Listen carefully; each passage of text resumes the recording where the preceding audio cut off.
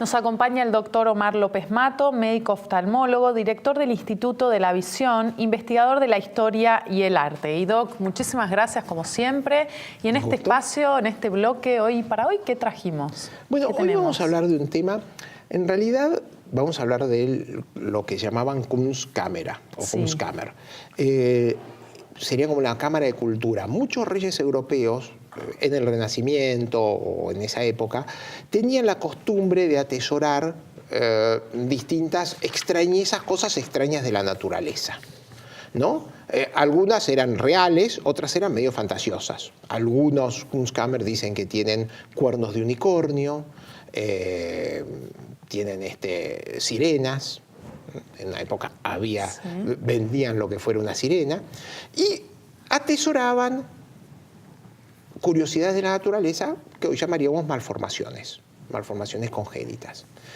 Hay distintos Kunstkammer en distintas partes de Europa. Recuerdo que hay uno en Tirol, en Noruega hubo uno también de uno de los reyes noruegos, pero la que se conserva y se sigue visitando, y es curiosamente, es la Kunstkammer que puso Pedro I de Rusia, Pedro el Grande de Rusia, en San Petersburgo.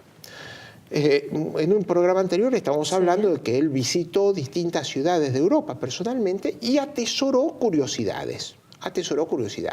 Especialmente le compró una colección de disecciones anatómicas y de malformaciones congénitas a un médico holandés que se llamaba Ruysch y le pagó 30.000 florines, que era una plata enorme para la época, y se la llevó a San Petersburgo, con la intención de abrir un museo al público. Entonces, este es el primer museo que se abre en Rusia al público, del año 1730 estamos hablando. Este museo, como te decía, tenía curiosidades de la naturaleza y especialmente malformaciones congénitas de niños que habían sido disecados por el doctor Ruysch. El doctor Ruysch, al igual que la lección de anatomía del doctor Tulp, que es el famoso cuadro de Rembrandt, había sido retratado porque parecía que los médicos holandeses en esa época, si no tenías un retrato de un gran maestro flamenco, no existías. Entonces, bueno, también fue retratado, y curiosamente el cuadro que retrata al doctor Ruysch, que es un cuadro él disecando a un bebé, ¿no? Que es una cosa muy rara. Pero bueno, justamente estas disecciones que él solía presentar aparte, las presentaba como si fuese, hoy lo llamaríamos una instalación.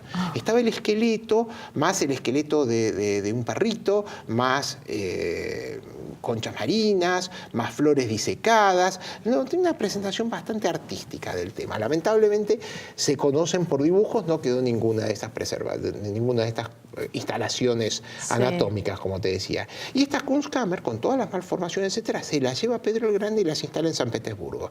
Invita a sus súbditos a que la visiten, porque él decía, y eso está escrito y es muy curioso, dice, para que vean que estas no son maldiciones del cielo, no son maldiciones diabólicas, sino que son variaciones de la naturaleza que todos debemos conocer. Entonces, en la Kunstkammer, cuando uno entra, lo primero que encuentra es un becerro con dos cabezas, un ternero con dos cabezas.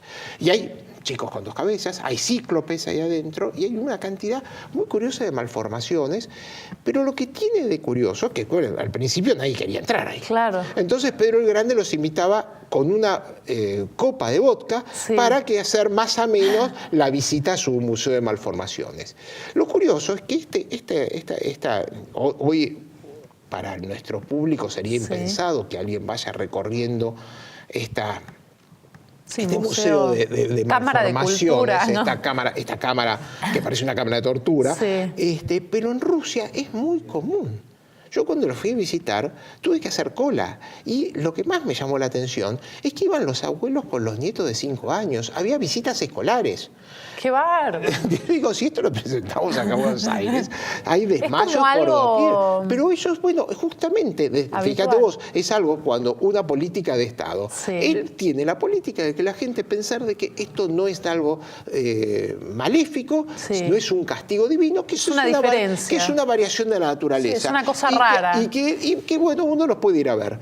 Y esto, 300 años más tarde, se refleja de una u otra forma en la forma de aceptar estas variaciones dentro de la población general y que va y lo visita. Claro, se y lleva a los presenta no chicos. como algo morboso, sino No como algo morboso, científico. sino como algo científico. Exactamente. Esto es así, esto puede pasar, ustedes tienen que saber que esto puede pasar y no tiene nada que ver Dios con el asunto este. Sí, ¿y solo eran partes humanas? ¿Solo? No, también hay animales. Conchas marinas. Sí, no, hay el primer, lo que cuando uno entra ve es un ternero de 2 cabezas. Un ternero. Un ternero de 2 cabezas. También. Sí. Bien, ¿y esto tuvo que ver con que Rusia se estaba modernizando? Exactamente, este fue parte del proceso de modernización. Estábamos en un país muy en el ocultismo, muy en los castigos divinos, etcétera, y parte del proceso de modernización que trae Pedro el Grande a Rusia es que vean todas estas variaciones que puede ofrecer con la naturaleza, con curiosidad y con el método científico para tratar de descubrir a qué se deben. Y está abierto a todo público, porque también hay niños.